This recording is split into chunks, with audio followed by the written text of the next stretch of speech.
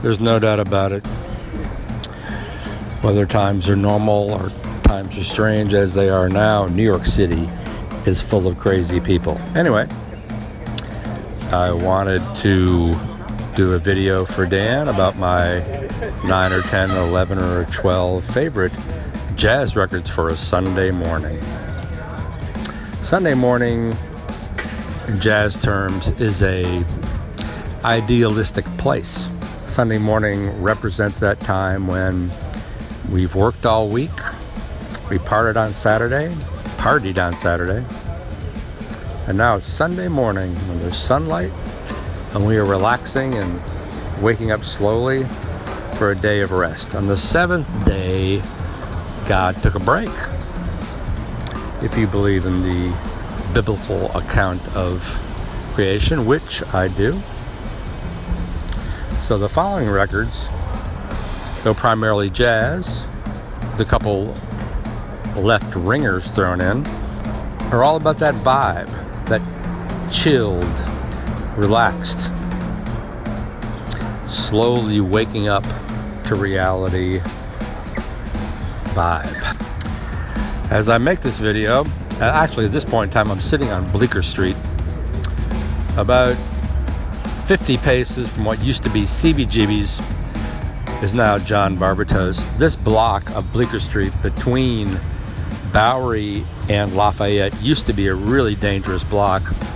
When I used to go to CBGB's in the early 90s to hear all sorts of bands, I'd walk down this block and it was kind of kept your nose clean and just kept walking. Now this block is full of bars and clothing stores and the Overthrow boxing club, and it's like the rest of the city, full of people with money, and a good place to sit out and smoke a cigar and talk about records.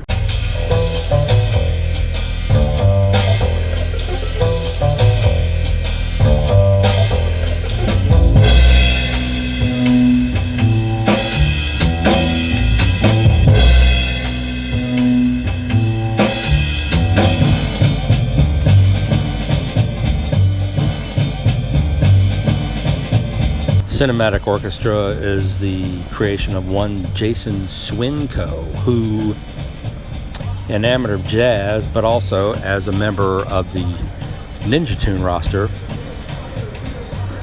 taken with samples and sampling environments, created a jazz group based on those samples. So he created tunes based on samples, probably of well-known jazz classics, then presented the samples to his musicians, who then improvised and created new material based on the samples, to which Swinko then remixed the samples, creating Motion, Cinematic Orchestra's debut recording, which is, in my opinion, a classic jazz recording, full of jazz moods and jazz vibrations and great moments of swing and improvisation, but primarily mood. It's a wonderful record of jazz moods which are universally felt and which is very successful on this recording.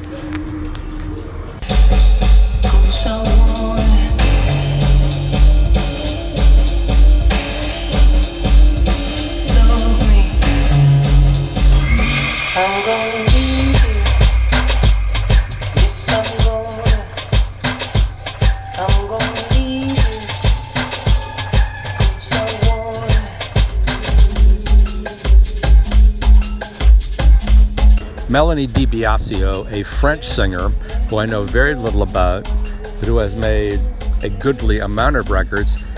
She's very dark, very noirish in the film noir vein. I love her compositions. I love the mood she extends. This record is Melanie BIASIO remixed by Giles Peterson. I couldn't find my other recordings of hers. I have a couple more on vinyl, but and this is remixed, so it has more of a dance groove. But good God, what a great singer, a beautiful woman, a great voice. She just knows how to create a mood, a vibration, and it is unmistakably out of the jazz idiom, in the same way that, again, Cinematic Orchestra or Portishead or any number of groups draw on jazz, but she is more of a pure jazz singer, even though she may not be labeled as such as far as categorization goes. But man, she writes great songs. Her other records are also great. And just dig her vibe, dig the sound of her voice. She's a philosopher, man. And you can hear it in everything she sings. She swings hard. Her tunes are very, I don't know, a combination of Nina Simone, Kenny Rankin maybe, and little Joni Mitchell.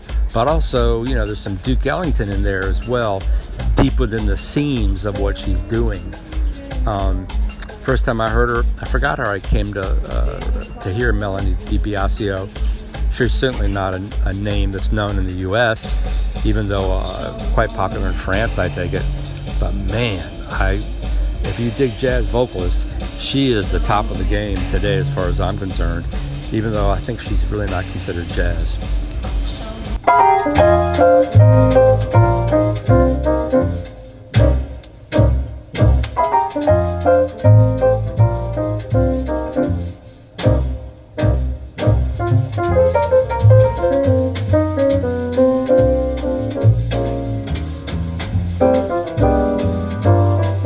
Tommy Flanagan, for me, more so than Hank Jones, is one of the greatest classic jazz pianists. Extremely lyrical, always sort of mellow to my way of thinking. His record overseas with Elvin Jones, I believe Wilbert Ware, is one of the great jazz recordings of all time. Also, the original pressing of that is extremely valuable. But this on the Moodsville series, and I love the whole Prestige Moodsville series. It's the idea of they all strike a certain mood. They're mellow, they're dark, it's 4 a.m., they're swinging, but they're simmering, they're kind of in the vibe. Everybody's kind of mellow on all the Moodsville records, which cross a great divide in the Prestige catalog. I'm sure Dan has every Moodsville recording. I don't. When I see them, I buy them. But this, for me, is one of the great ones, with Roy Haynes on drums. I mean, you could not have two more articulate, lyrical, swinging, urbane, smart jazz players than Tommy Flanagan and Roy Haynes. And they play off each other so beautifully on this recording. You know, these guys are they're masters of the vernacular. They're masters of the gift of jazz gab. Roy Haynes, you know, I think when Elvin Jones was alive, Roy never quite got his due, even though he made so many brilliant recordings with actually a much wider array of jazz musicians than Elvin did. Because after Coltrane, Elvin had his own group and they were playing to him. But Roy Haynes plays on so many brilliant recordings across the jazz canon, and he swings to this day. I mean, it's amazing the guy is still alive. Forget Keith Richards. I think Roy Haynes is like 93 or something, and 3 or 4 times a year he has a week at the Blue Note. And if you see him play live now, he can't really solo as he did, but when he's swinging, he swings his ass off. His time feel is beautiful. And it's the same as it was on the great Roy Haynes records, Out of the Afternoon, or Chick Corea's Now He Sings, Now He Sobs. You know, I have a real problem with America in general. We do not honor our jazz musicians, who are some of the greatest geniuses to ever stride the earth. You know, from Art Tatum to Roy Haynes to Charlie Parker to John Coltrane. There should be statues of these guys in Washington. Yet, you know, Coltrane has a little statue, I believe, in Hamlet, North Carolina, where he was born. Whatever, not to get on that whole trip. But this is a great record for Tommy Flanagan. There are no bad Tommy Flanagan records. But this one on Moodsville is perhaps my favorite.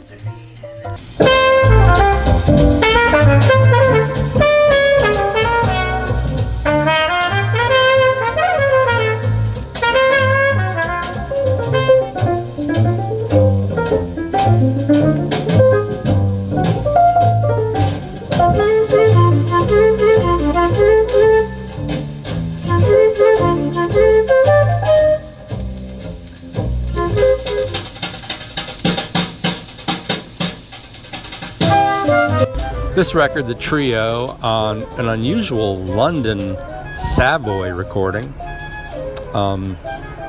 Hank Jones, Wendell Marshall, Kenny Clarke, perhaps the most elegant jazz trio to ever exist, is just a perfect example of what a jazz trio should be.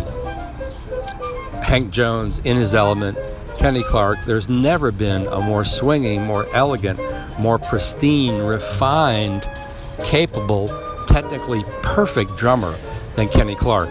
Largely credited with creating the ride cymbal beat. I believe Joe Jones is credited with creating the hi-hat beat we all know so well on jazz recordings. This is a wonderful recording of just, if you want the epitome of what a jazz trio is, the trio is it.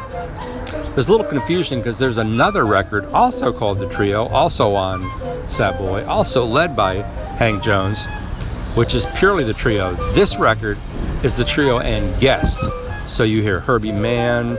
I'm not at home, so I don't know the other players, but you hear them playing beautiful tracks in the idiom with guest playing solos and vamping alongside the main three characters.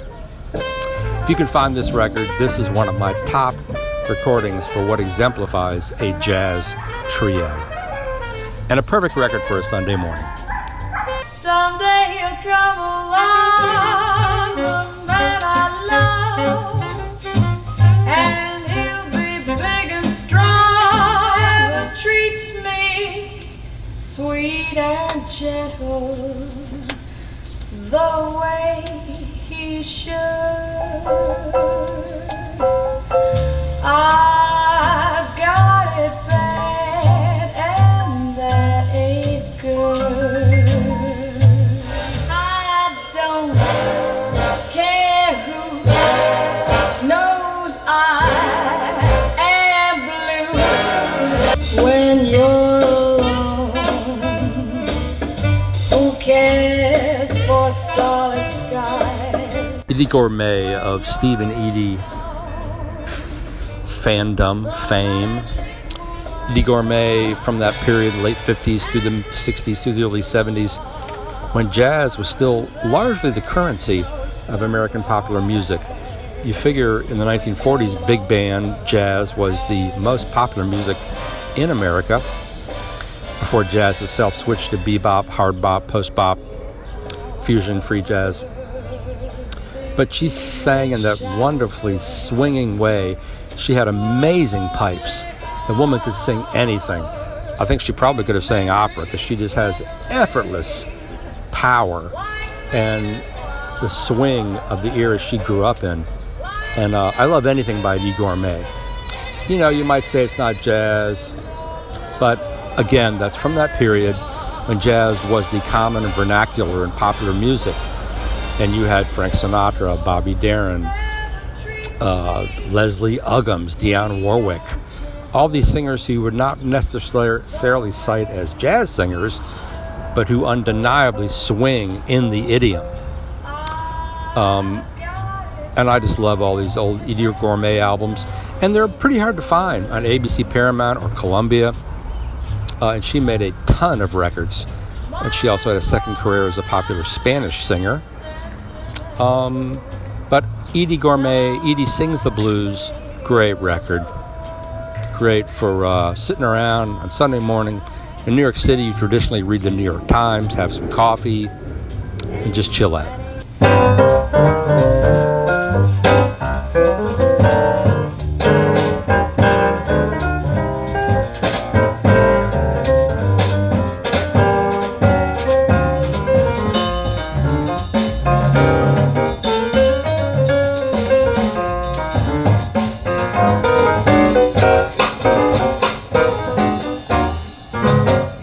Barry Harris, Chasing the Bird.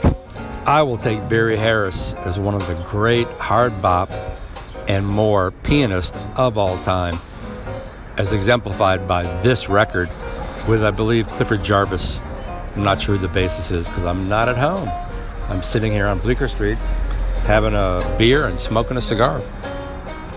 But you cannot go wrong with this record. It's funny, he only does one bird tune on the record. Maybe it's in the vibration of Charlie Parker. But every tune is just, again, this is another jazz trio record that is simply stellar. And for my money, Barry Harris is a more interesting, more, I don't know what the word is, intellectual, more hard bop, more seriously oriented player than a couple of the other pianists I've included in this video. Great technique and really meaty, meaningful, lyrical lines that he plays on this record. I've had a few other Barry Harris records. I have one, Preminato, I believe it's called, with Elvin Jones, but this is a better recording on Prestige. This is oddly a Japanese Prestige record, but it's just a perfect, yet another perfect trio record. And on a Sunday morning, you know, you want to have something driving and swinging hard, something you just kind of coast along to, and this is that record.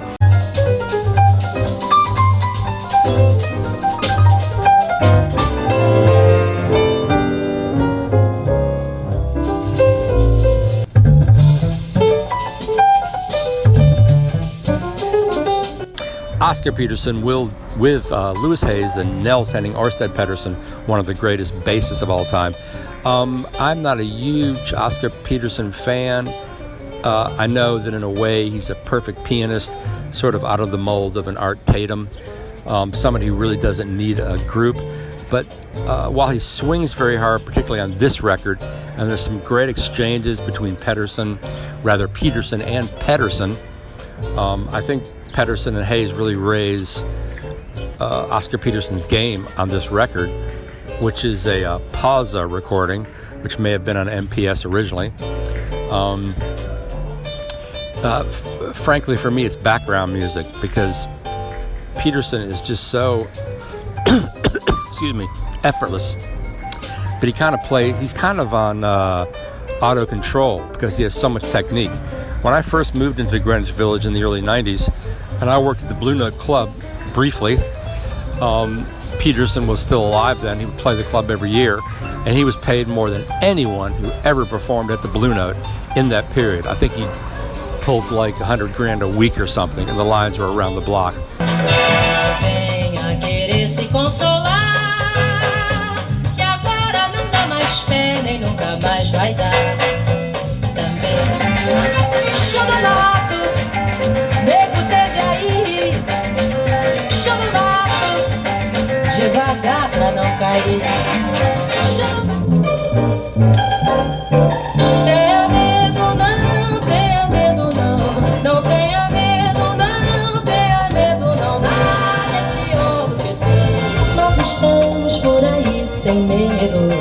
Elis Regina, Brazilian music in general is an incredibly deep well of sophistication, of groove, of compositional ingenuity, harmonic beauty that is easily on par with any American jazz. True Brazilian music is sort of an unknown quantity to most Americans who are into jazz. I don't quite know why it is.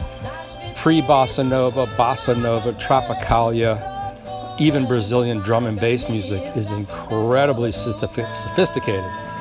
Elis Regina, often considered the greatest vocalist in Brazilian music, recorded dozens and dozens of records from the mid-60s right through to 1984 when she died of an overdose of cocaine, which is really, really sad. I guess her most well-known record to American audiences is Elise and Tom, her duo recording with Jobim.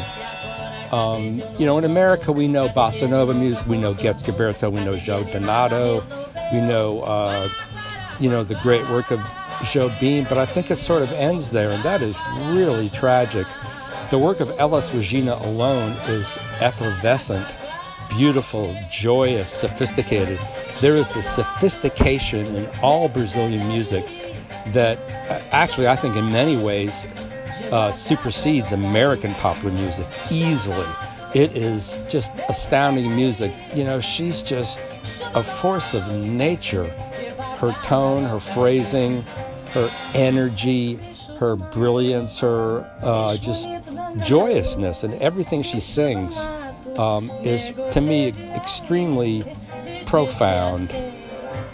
Anyway, Elis Regina, just an amazing singer who I just adore, and I bought many of her recordings, and they're just effortless, and they're really brilliant, and you really should research this music. It's very deep.